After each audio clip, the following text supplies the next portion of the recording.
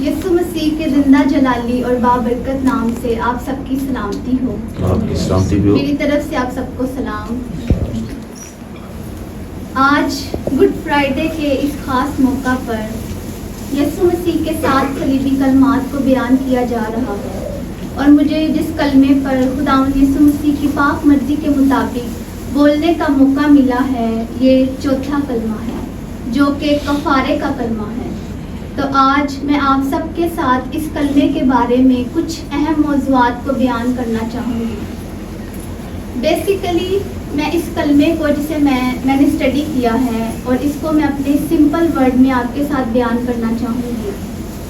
تو میرے ساتھ نکالیے گا حوالہ مقدس متی رسول کی معرفت لکھا گیا انجیلی بیان، اس کا 27 باب اور اس کی 35 سے 36 آیت تک ہم تلاوت کریں گے.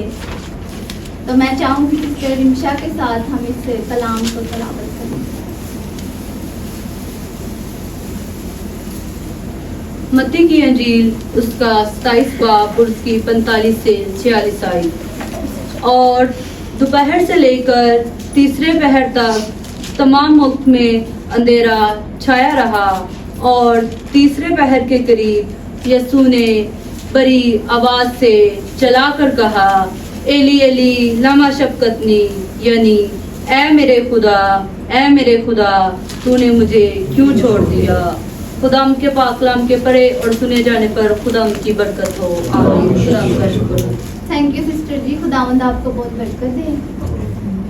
تو اس آیت پہ ہم غور کرتے ہوئے، جو کہ ہماری مرکزی آیت ہے اس کلمے سے ریلیٹڈ، تو جو ہم نے پاک کلام کا حصہ تلاوت کیا ہے، اس میں بڑی خوبصورت جو آیات ہیں.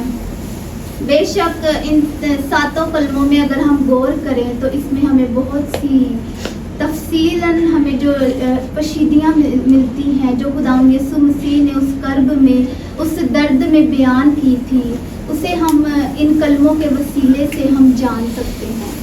تو میں آپ کی اٹینشن چاہوں گی کہ میں نے جو اس کلمے کو مطلب اپنے ورڈنگ میں کیا ہے، کیونکہ میں چاہوں گی کہ آپ اسے بہت غور سے میرے ساتھ سنیں اور اس کو اسٹڈی کریں کہ یہ 7 باتوں کے اندر بہت ہی وسیع گفتگو ہے اور بڑے موضوعات ہیں جو ہم نے تلاوت کی ہے. اس میں بھی بہت اچھی اور بہت سے اچھے موضوعات نکلتے ہیں.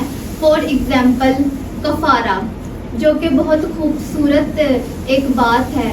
کفارے پر اگر کی جائے، اس کے اندر یہ ایک بینا ہے، اور اس کے اندر ہم فدیے کی بھی بات کریں تو اسی میں سے ہمیں ملتا ہے. عفضی ہونے کا ثبوت بھی ہمیں اس کے اندر سے ملتا ہے، اور اگر معافی کی بات کریں تو وہ بھی ہمیں اس میں سے ملتا ہے. تو بھی جو ہم نے تلاوت کی ہے، یسوع مسیح نے صلیب پر بولا ہے، ایلی ایلی لما شبقتنی. پہلی بات یہ ہے کہ یسوع مسیح نے یہ باتیں تاریخی میں کہی ہیں، اندھیرے میں کہی ہیں یہ باتیں.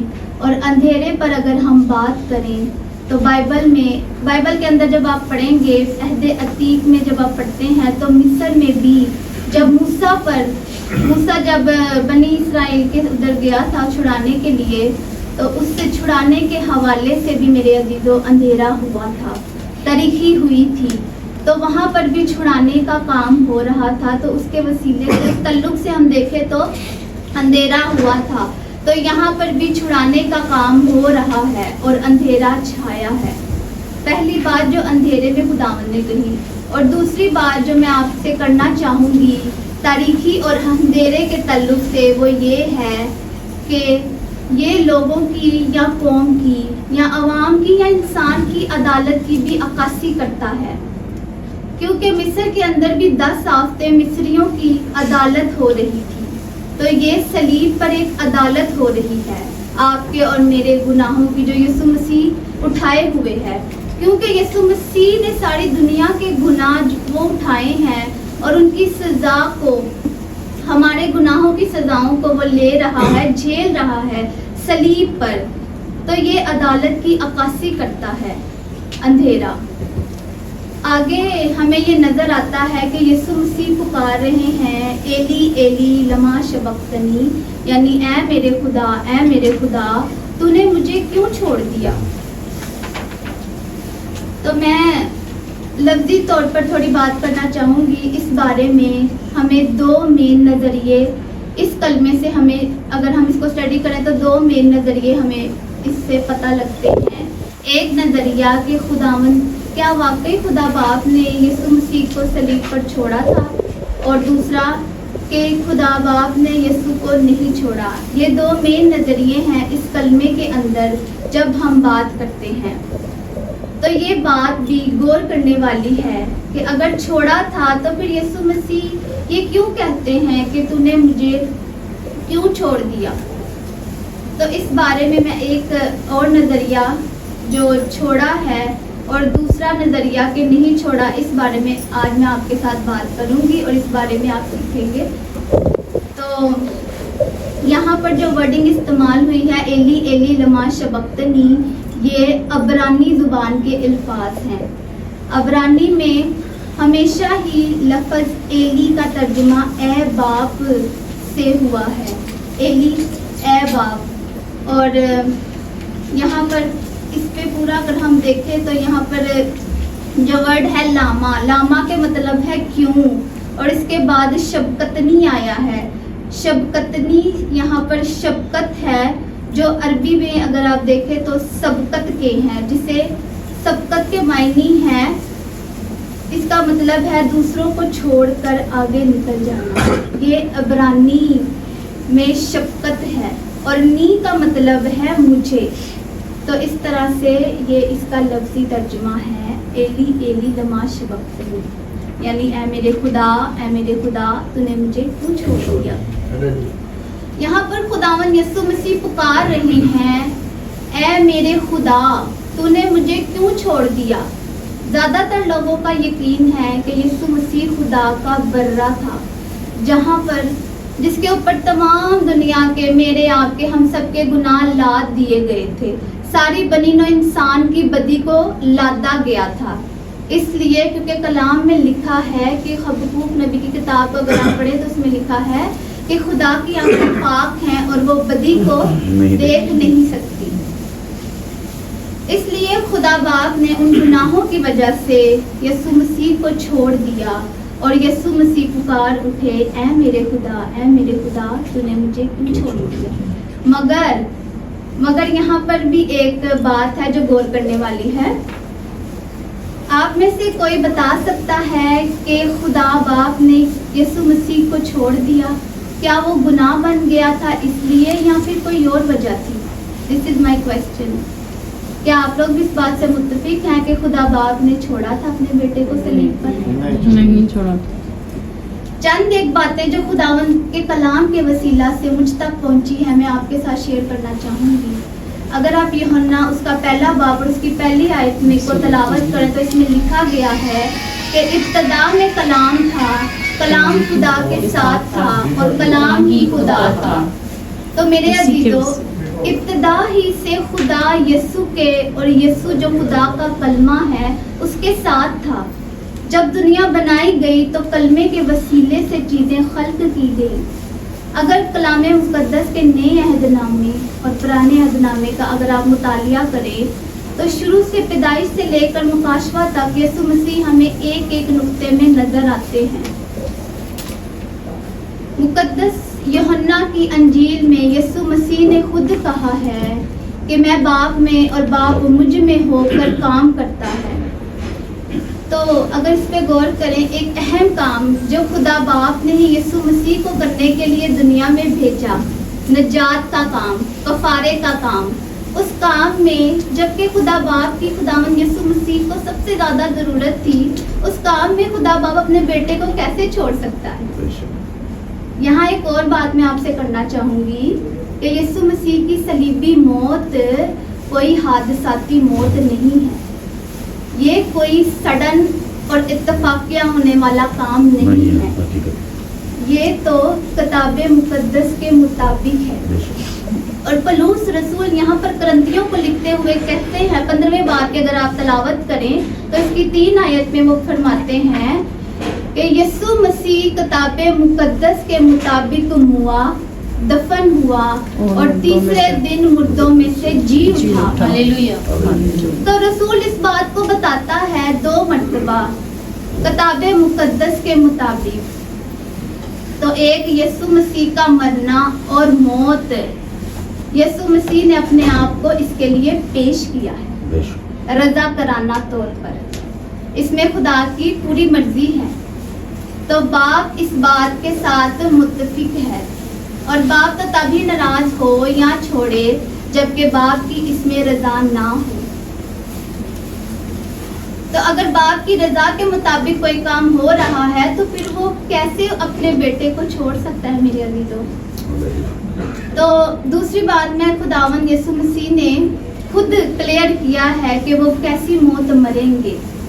खुद यीशु मसीह ने कहा यहूदियों से बात करते हुए, जिस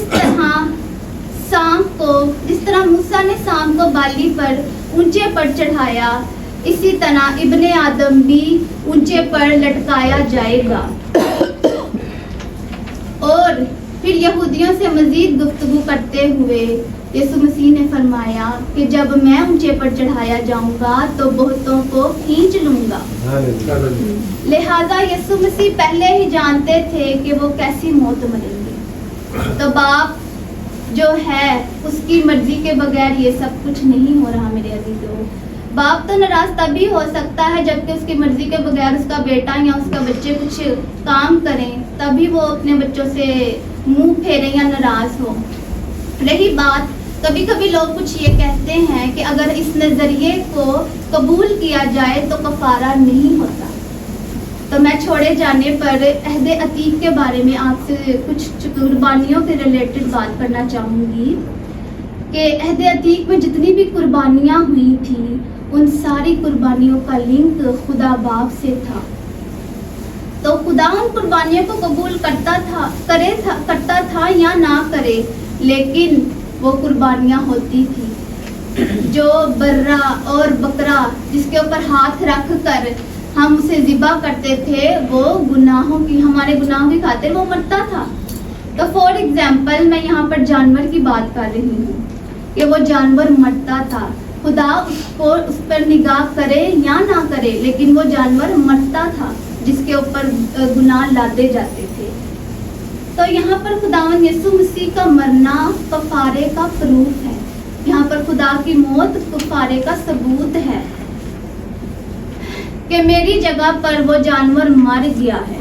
इस तरह खुदावंद यीशु मसीह का सलीब पर मरना कफारे का सबूत है। अब रही यीशु मसीह के उन अल्फाज की बात कि ऐ मेरे खुदा तूने मुझे क्यों छोड़ दिया। अगर ये आप ज़बूर 22 की आयत को तिलावत करें तो इसमें ये वर्डिंग है जिसमें ये लिखा है कि ऐ मेरे खुदा तूने मुझे क्यों छोड़ दिया।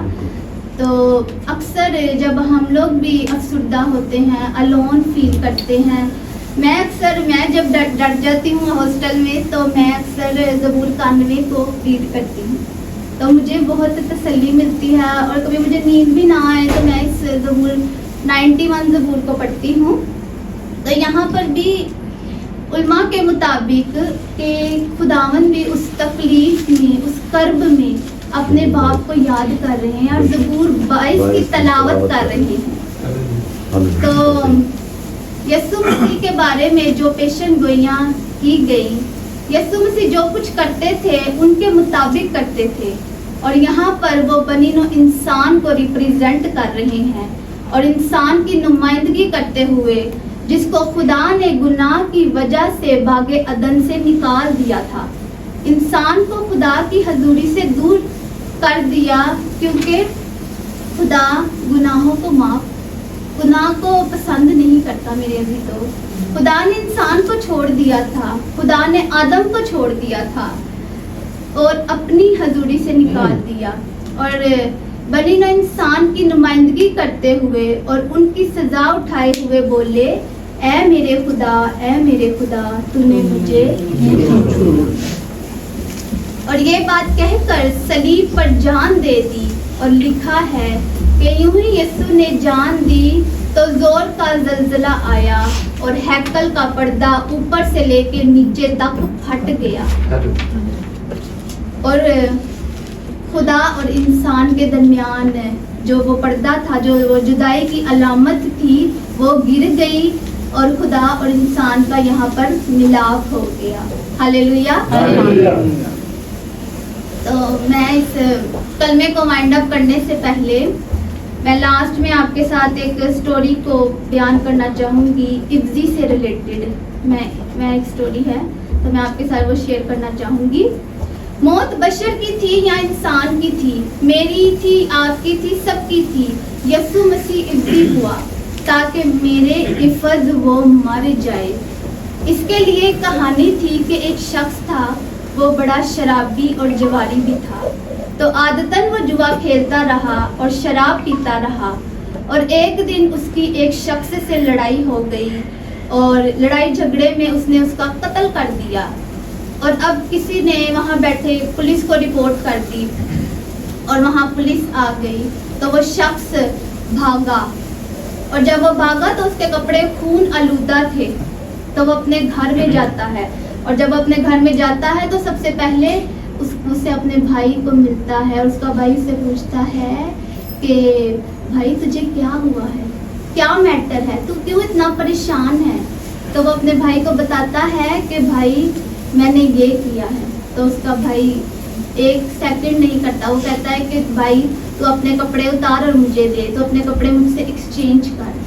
تو وہ جیسے ہی اس کے کپڑے وہ ایکسچینج کرتا ہے تو اتنی دیر میں وہاں پولیس آ جاتی ہے.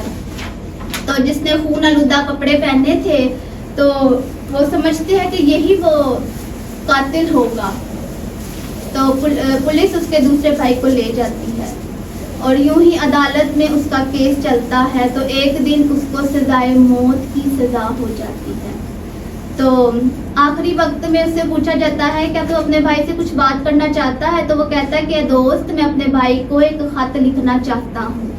تو اسے وہ خط ملتا ہے اور وہ اسے لکھتا ہے, اور جب اس کا بھائی اس خط کو کھولتا ہے اور پڑھتا ہے تو اس میں لکھا تھا کہ میرے بھائی, میں تیرا ایک ہی بھائی تھا جو تیرے عفظ مر گیا, اب تیرا کوئی اور بھائی نہیں آئے گا.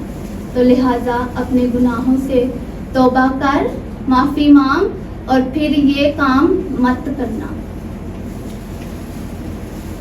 تو یسوع مسیح جو ہے وہ ہمارا عفظی بنا ہے, اور اس سے یہ بھی پتہ لگتا ہے کہ کفارہ زندگی دیتا ہے, کفارہ نجات ہے, کفارہ پاکیزگی دیتا ہے, اور اگر ہم زندہ ہیں تو اس کفارے کی بدولت.